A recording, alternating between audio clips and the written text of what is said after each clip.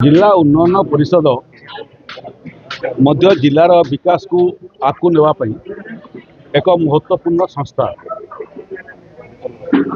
जिलार विकास रे स्वतंत्र उन्नयन परिषद सब गोटे बड़ भूमिका थाए।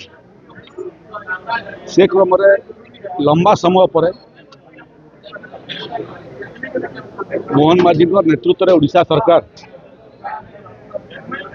उन्नयन परिषद नुआ अध्यक्ष उपाध्यक्ष नियुक्ति प्रक्रिया को समाप्त कर आज से क्रम झारसुगुड़ार जो पुराना तहसिल ऑफिस थिला एवं ददरा अवस्था पड़ा ताकू नवीकरण कराई। आज स्वतंत्र उन्नयन परिषद अध्यक्ष एवं उपाध्यक्षा दुहे दायित्व ग्रहण कले एवं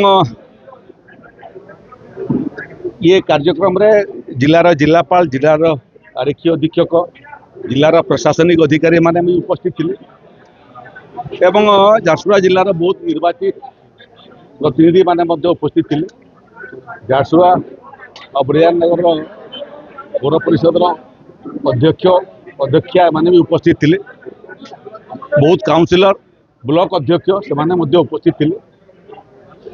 आज समस्त को मोर सही परामर्श कि सबका साथ सबका विकास एवं सबका प्रयास समस्त को सांगरे नहीं ही विकास काम रे जोड़वा।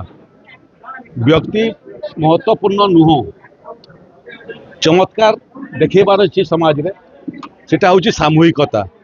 मोर आशा उन्नयन परिषद अध्यक्ष एवं उपाध्यक्षा दुहे झारसुगुड़ा जिलार जिला प्रशासन एवं झारसुगुड़ा जिलार समस्त निर्वाचित प्रतिनिधि मान नहीं आगू बढ़े।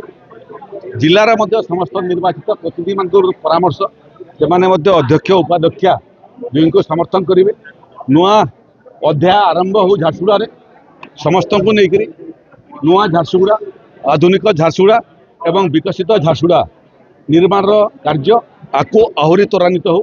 समस्त को बहुत बहुत शुभकामना। नमस्कार।